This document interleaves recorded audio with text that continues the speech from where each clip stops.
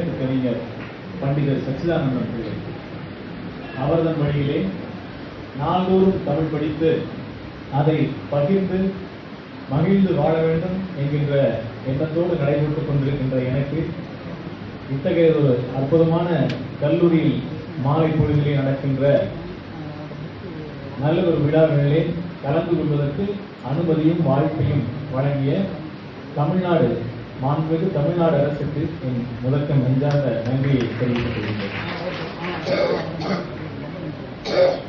நல்லொரு மேடையிலே அழகாக வீட்டிருக்கின்ற மாவட்ட ஆட்சியராக, அது ஈரோடு மாவட்ட ஆட்சியராக இருப்பது என்பது வாழ்க்கையில் கிடைக்கின்ற ஒரு மிகப்பெரிய பேர். அன்பு இளவல் திரு கந்தசாமி ஐயா அவர்களே, மற்றும் இந்த கல்லூரியினுடைய தாளாளர், அக்னி ஸ்டீல்ஸுடைய உரிமையாளர் பேராசிரியர் மணி சார், மற்றும் இங்கு இருக்கின்ற பேராசிரியர் பெருமக்கள், முதல்வர்கள், பேராசிரியர்கள், அன்பு மாணவ செல்வங்களே, நண்பர்களே, உங்கள் அனைவருக்கும் எனது பிற்பகல் வணக்கத்தை தெரிவித்துக் கொள்கின்றேன். 2 புத்தகங்களையும் இங்கே வெளியிட வேண்டும் என்கின்ற தளராத முயற்சிக்கு சொந்தக்காரர் நீங்கள் எல்லோரும் நான் என்று நினைப்பீர்கள். அது மணி சார் அவர்கள் தான். அவர்தான் அந்த போகும். அவர் எந்த கேள்வி கேட்டாலும் சார் இது உங்களோட விழா, நீங்க முடிவெடுங்க அப்படின்னு சொல்லிதான். அது ஒரு வகையில் எந்த பொறுப்பையும் எடுத்துக்கொள்ளாத ஒரு இலகுவான வாழ்க்கை முறைக்கு பயனுள்ளதாக இருந்தது. இந்த புத்தகங்களை எல்லாம் நான் எழுதியதாக கருதவே இல்லை, தானாக அவை என் வழியாக வெளியே வந்திருக்கின்றன என்றுதான் நினைக்க வேண்டும். இந்த கூட்டத்திலே முதலில் பேசும்பொழுது மாவட்ட ஆட்சியர் அவர்கள் சொன்னார்கள், அவர் ட்ரைனிங்ல இருக்கும்போது நான் ஃபுட்பால் விளையாட அழைத்து சென்றேன் என்று. தெரிஞ்சிருந்தா இன்னைக்கு ஒரு ஃபுட்பால் மேட்ச் ஆர்கனைஸ் பண்ணி அவர் வருவார்னு. ஸோ அந்த சம்பவம்லாம் எனக்கு நினைவில் இல்லை. ஸோ அப்போ நான் இன்னும் எவ்வளவு பேர் நான் ஃபுட்பால் விளையாட அழைச்சிருப்போம் அப்படின்றத யோசிச்சு பார்க்குறேன். எனக்கு ரொம்ப மகிழ்ச்சி. அவர் ஒரு காவடி சிந்து பாடினார். அந்த காவடி சிந்தினுடைய தாக்கம் நம்ம திரு தங்கவேல் ஐயா அவர்கள் அவர்கிட்ட பல முறை கேட்டுட்டு, ஒருவேளை கலெக்டர் இங்க பாடாம விட்டுட்டாருன்னா சார் நீங்க விட்டுறாதீங்க அப்படின்னு என்கிட்ட சார் ஞாபகப்படுத்திருக்கேன், அவர் மிஸ் பண்ணிட்டாருன்னா கூட வரும்பொழுது நீங்க சொல்லிட்டோம் அப்படின்னாரு. அப்படி அந்த பில்லப் அவர் கேட்கும்பொழுது நான் பார்த்துட்டு இருக்கேன், நல்லது ஒரு பாடலாக இருக்கும் அப்படின்னு நினைச்சா. அவர் பாடும்பொழுது அதனுடைய சந்தம் எவ்வளவு ஒரு மனதில் இருக்கக்கூடிய ஒரு சந்தம். மெட்டுக்கு பாட்டு எழுதுவது மிகச்சிறந்த திறமை. திரைப்படங்களில் ஐயா அறிவுமதி ஐயாவெல்லாம் நேரில் சந்திக்கின்ற வாய்ப்பு கிடைத்தது. செம்பூவே பூவே உன்னிடம் நான் வந்தால் ஒரு வழி உண்டோ அப்படி அந்த பாட்டு அவர் எழுதிய பாடல். அவரை சந்திச்சுட்டு அடுத்த நாள் அவர் தங்கி இருக்கிற ரூம் போறேன். அப்புறம் அவர் எந்த ரூம்ல இருக்காருன்னு தெரியாதனால அவர் ஃபோன் பண்ணிட்டு செம்பூவே வந்தால் வழி உண்டோ அப்படின்னு தான் கேட்டேன். அவர் கதவை திறந்து அழைத்து சென்றார். அவர் அத்தகைய பாடல்களுடைய திறமைகளுக்கு அகநக அப்படின்ற அந்த ஜோஸ்வா டேனியல் உங்களுக்கு கொடுத்த புத்தகத்துல அவரோட கந்தசாமி அவர்களுடைய கவிதைகள் இருக்கின்றன, வெண்பாக்கள். மரபு பாடலை எழுதுவது மிகச் சிரமம். அது எவ்வளவு சிரமமா இருக்கிறது என்று பார்க்கலாம் என்று கந்தசாமி சார் பாடிய காவடி சிந்தனை பாராட்டி ஒரு காவடி சிந்தை எழுதி பாடி காட்டலாம்னு நினைக்கிறேன். மஞ்சள் நகரில் ஒரு விழா, மஞ்சள் நகரில் ஒரு விழா, மனதில் இன்றிடும் ஒரு முறை, மனதில் இன்றிடும் ஒரு முறை, தங்கள் தமிழோட இசைவாடி நல்ல வளமோடு நடமாடி விதை தேடி இங்கே பேசினார் தென்றல் வீசினார், இங்கே பேசினார் தென்றல் வீசினார். பாடலிலே பல உண்டு, பாடலிலே பல உண்டு, தமிழ் ஒரு கல் கண்டு, கல் கண்டு. காவடி சிந்து கண்டு கடகடவன எழுதியது மடமடவன மேடையில் வர பாடினார் சிந்து தேடினார், அவர் பாடினார் சிந்து தேடினார்.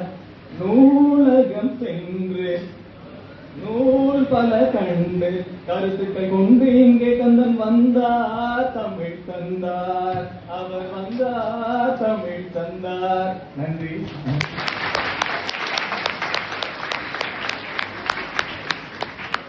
அன்பு நண்பர்களே, அடுத்து வந்து நம்ம பேசிக் கொண்டிருந்த 2 புத்தகங்களை பற்றி, புத்தக வெளியீட்டு விழாவிலே புத்தகங்களை பற்றி பேசுவது மரபல்ல. ஏன்னா பெரும்பாலான நண்பர்கள் படித்திருக்க மாட்டீர்கள்.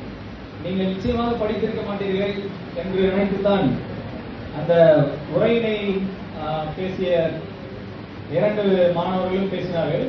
முதல் மாணவர் வந்து அந்த நிலாவும் நானும் கதையில காமெடி, அதன் சில சின்ன சின்ன கதைகள், கால்பந்து, இது எல்லாத்தையும் மிகச்சிறப்பாக எடுத்து சொன்னார். 2வது மாணவர் மிக அருமையாக சொன்னார். ஆனால் அவர் புத்தகத்தை படித்துவிட்டு சொல்லியிருந்தால் இன்னும் சிறப்பாக இருந்திருக்கு. அவர் ஒன்று வந்து சொன்னார் இல்லையா, இந்த இன்சிடென்ட் நடந்தது வந்து ஜப்பான்ல இல்லை, கொரியால. இவரு ஜப்பான்ல போய் சொன்னாருன்னா அவங்க 2வது நடந்தது தான் நடக்கும். நீங்க படிக்கும் பொழுது எந்த இடத்த நீங்க இடம் பார்த்து தானே பேசணும். நம்ம கொரியால அந்த மாதிரி நடந்தது, அது ஒரு மிகச்சிறந்த ஒரு அனுபவம். ஆனா அந்த புத்தகத்துல இன்னொரு நிறைய பல சம்பவங்களை வந்து நம்ம குறிப்பிட்டிருந்தோம். அதையெல்லாம் வந்து தம்பி இன்னொரு புத்தக திருவிழால அதை இன்ட்ரோடியூஸ் பண்ணும்போது படிச்சுட்டு வந்து நிச்சயமாக சொல்லுவார். அந்த வகையில நம்ம அந்த சமயத்துல வாய்ப்பு இருந்தால் கேட்டு பலனடைவோம். அடுத்து வந்து இந்த நூல்கள் எழுதுவது எதற்காக என்கின்ற ஒரு கேள்வி வந்து நிறைய பேர் கேட்டுட்டு இருக்காங்க. ஏன் அப்படின்னு நம்ம பார்க்கும் பொழுது, கந்தசாமி சார் 2 நூல்கள், எனக்கு தெரிஞ்ச 2 நூல்கள் நான் படிச்சிருக்கேன். ஏன் அப்படின்னு பார்க்கும் பொழுது, அத வந்து ஜே கிருஷ்ணமூர்த்தி அப்படின்ற ஒரு மிகச்சிறந்த தத்துவ ஞானிகிட்ட கேட்டாங்க, எப்படி சார் நீங்க வந்து ஏன் எழுதுறீங்க, ஏன் தத்துவங்கள் பேசுறீங்க, எப்படி உங்களுக்கு ஞானம் பறந்தது அப்படின்ற மாதிரி கேட்டிருக்காங்க. அப்ப அவர் சொன்னாராம், ஒரு ரோஜா எப்படி மலர்ந்திருக்கிறது அப்படின்னு ரோஜா கிட்ட கேட்டீங்கன்னா அதனால சொல்ல முடியாது. அந்த மாதிரி இயல்பாகவே நம்முடைய படைப்பாற்றலை உயர்த்தி கொள்ள வேண்டும். படைப்பாற்றல் இயல்பாக வெளிப்படுகின்றது. அதை வந்து படைக்கின்ற படைப்பே ஒரு மகிழ்ச்சி தான். எழுதுவது ஒரு மகிழ்ச்சி. அந்த எழுத்தாளர் என்ன உணர்விலே எழுதுகின்றார் என்பதனை சரியான தளத்திலே சென்று படித்து அனுபவிக்கக்கூடியவர்கள் இருப்பார்கள் என்கின்ற எண்ணத்தில் எழுதப்படுவதில்லை. ஒவ்வொரு நூலும் ஒவ்வொரு வாசகனுக்கும் ஒவ்வொரு வடிவத்தில் ஒவ்வொரு விஷயத்தை அவரிடத்திலே கொண்டு சேர்க்கின்றது. அந்த வகையிலே ஜோசுவா டேனியல் அவர்களுக்கும் அதற்கு முன்பாக பேசிய இளவல் கல்லூரி மாணவர் மிக சிறப்பாக பேசிய இருவருக்குமே எனது நன்றியினை தெரிவித்துக் கொள்கின்றேன். ஏன்னா அந்த காலத்துல வந்து புக்கை படிக்கிறதுக்கு ரொம்ப பொறுமை தேவைப்படுது. அந்த பொறுமை நிறைய இருக்கிறது என்கின்ற நம்பிக்கையோடு தான் இந்த கல்லூரிகளுக்கு நாம் வருகின்றோம். ஒன்று. 2வது வந்து கல்லூரி மாணவர்களிடத்திலிருந்து கற்றுக்கொள்வது மிகுந்த ஒரு அற்புதமான ஒரு அனுபவம். அடுத்த முறை வரும்பொழுது இங்க இருக்கிற கால்பந்து அணி இருந்தது என்றால் அவங்களோட ஒரு கால்பந்து விளையாடுறதுக்கு விருப்பப்படி, கிரிக்கெட் விளையாடுறதுனால கிரிக்கெட் விளையாடுறதுக்கு என்னுடைய விருப்பத்தினை கல்லூரியினுடைய உடற்பயிற்சி ஆசிரியர் என்ற ஒருவர் இருப்பார். இருந்தார் என்றால் அவருக்கு தெரியப்படுத்துமாறு கேட்டுக்கொள்கின்றேன். ஒரு விளையாட்டு ஆகட்டும், ஒரு படிப்பாகட்டும், ஒரு நூலை எழுதுவதாகட்டும், அல்லது கூட்டத்தை அட்டெண்ட் செய்வதாகட்டும், அந்த தருணத்திலே வாழ்ந்தால் அது தியானம். அந்த தருணத்திலே தான் படைப்பாற்றல் பிறக்கிறது. எவ்வளவு யோசித்தாலும் உங்களுக்கு படைப்பு, ஒரு கிரியேட் பண்ணக்கூடிய விஷயம் வந்து யோசிப்பதனால் வருவதில்லை. Don't believe everything you think அப்படின்னு ஒரு புத்தகம் இருக்கு. ஜோசப் இன்வைன் அப்படின்ற வியட்நாம் மாங்க் ஒரு துறவி எழுதியிருக்கார். நம்ம யோசிக்கிறதெல்லாம் நம்மளே நம்பக்கூடாது அப்படின்றாங்க. யோசிக்காம வாழ்வதுதான் வாழ்க்கை. அதற்காகவே ஜஸ்ட் ஃபீல் என்ற ஒரு புத்தகத்தையும் நான் எழுதியிருக்கின்றேன். அந்த ஜஸ்ட் ஃபீல் புத்தகத்தை வந்து மேல்மருவத்தூர் புத்தக திருவிழாவில வெளியிட்டோம். இந்த புத்தகங்களிலே நிறைய விரைவி காமெடி காணப்படுகிறது, சிரிப்பம்சங்கள் நிறைந்திருக்கிறது என்று 2 மாணவர்களுமே சொன்னார்கள். அந்த சிரிப்பு அனைத்துக்குமே சொந்தக்காரர் நமது ஈரோட்டை சேர்ந்த நாலேஜ் லேப் என்று ஒரு நாலேஜை வளர்க்கக்கூடிய ஒரு லேபை வைத்துவிட்டு ஆனால் நகைச்சுவையை வளர்த்துக் கொண்டிருக்கின்ற நம் நண்பர் இந்த கூட்டத்திலே கலந்து கொண்டிருக்கின்றார் திரு அரவிந்த் அவர்கள். அவருடைய பெயரை அந்த புத்தகத்திலே எழுதும் பொழுது சரவெடி என்கின்ற பெயரிலே பயன்படுத்தினேன். மற்றும் என்னுடைய நண்பர்கள் நிறைய பேர் மனதை லகுவாக வைத்துக் கொள்வதற்கு என்னுடைய பிரதரில் அசோக், அவர் பேர் கிஷோர் அப்படின்னு வச்சிருக்கோம். நண்பர் கூட படித்த நண்பர்கள், இவர்களோடு வாழ்க்கை டி ஆனந்த் என்ற ஒரு இந்திய ஆட்சி பணி அதிகாரி, அப்புறம் திரு நந்தகுமார் ஐஏஎஸ் அவர்கள், அவர் பேரறிவு என்கின்ற பெயரில் பயன்படுத்தியிருப்பார். கந்தசாமி சார் கூட என்னோட புத்தகத்தில் உள்ள வந்தார், அவருக்கு ஒரு மாற்று பெயரை வைத்து. ஏனென்றால் புத்தகங்களிலே டாக்குமெண்டேஷன் என்று சொன்னால் இது மொத்தமும் ஃபிக்ஷன், கற்பனை மிக முக்கியமானது. நண்பர்களை நீங்கள் படிப்பீர்கள், பிசிக்ஸ் படிக்கிறோம், ஐசக் நியூட்டன் பிரின்சிபியா மேத்தமேட்டிக்கா எழுதினார், சார்லஸ் டார்வின் எழுதினார். அவங்கெல்லாம் எழுதிய புத்தகங்கள் அறிவியலுடைய புத்தகங்கள், உண்மைகளை சொல்லக்கூடிய ஃபேக்ட். ஆனால் கற்பனைகளை சொல்லக்கூடியனால் என்ன பலன்? இந்த நூலகத்திலே கற்பனைகள், ஷேக்ஸ்பியருடைய கற்பனைகள் இருக்கின்றன, மில்டனுடைய கற்பனைகள் இருக்கின்றன, பாரடைஸ் லாஸ்ட், பாரடைஸ் ரீகைன்ட். இப்படி கற்பனை அவர் சொன்ன அந்த பயண இலக்கியங்களிலே உண்மை எழுதப்படுகிறது. நிறைய திரு கந்தசாமி ஐயா அவர்கள் இவ்வளவு படித்து நிறைய புத்தகங்களை நம்ம இடத்துல புத்தக திருவிழா இந்த புத்தகத்தை வெளியிடும் போது பகிர்ந்து பேசி மகிழ்வார் என்பதனை உண்மையிலேயே நான் எதிர்பார்க்கவில்லை. எனக்கு கிடைத்த ஒரு பெரிய வரமாக அவருடைய உரையினை நான் கருதுகிறேன். அவர் மணி சார் சார் நீங்க 1 மணி நேரமாவது பேசணும் சார் அப்படின்னு சொல்லிட்டு சார் 1 மணி நேரம் பேசக்கூடிய பேச்சு அந்த இம்பாக்டை கொடுக்கறது இல்லை. 10 நிமிடம் ஒரு கல்லூரியில், பிரசன்ட் இன்ஜினியரிங் கல்லூரியில் 10 நிமிடம் தான் பேசினேன். 10 நிமிடத்துக்கு பேசுவதென்றால் நான் கிட்டத்தட்ட 6 மாதம் தயாரிக்க வேண்டியிருக்கிறது. 1 மணி நேரம் பேசுவதா என்றால் 6 நாட்களில் பேசிவிடலாம். ஸோ ஆக அந்த டென்ஸ் கிரியேட்டிவிட்டி அந்த தருணத்திலே வாழ்வதனால் தான் கிடைக்கின்றது.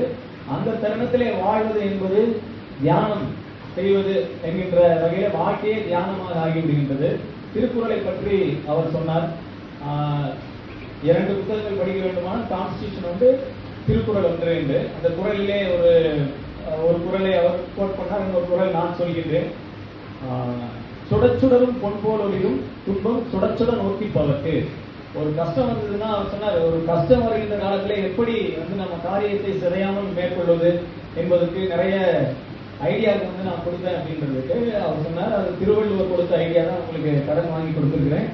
அது சுடச்சுடரும் பொன் போல் ஒளிரும்.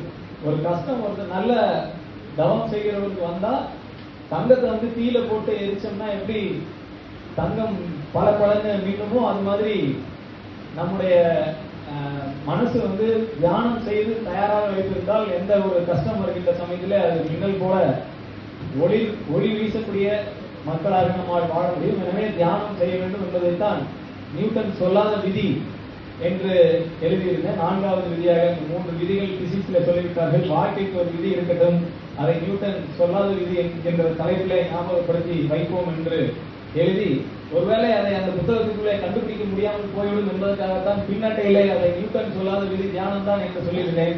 இருந்தாலும் தம்பி ஜப்பான் பெண்களிடத்திலே எப்படி பேசுவது என்று விஷயத்தை நாம் சொல்லிவிட்டு எனக்கு அந்த வாய்ப்பினை கொடுத்து விட்டு சென்றிருக்கின்றார்கள்.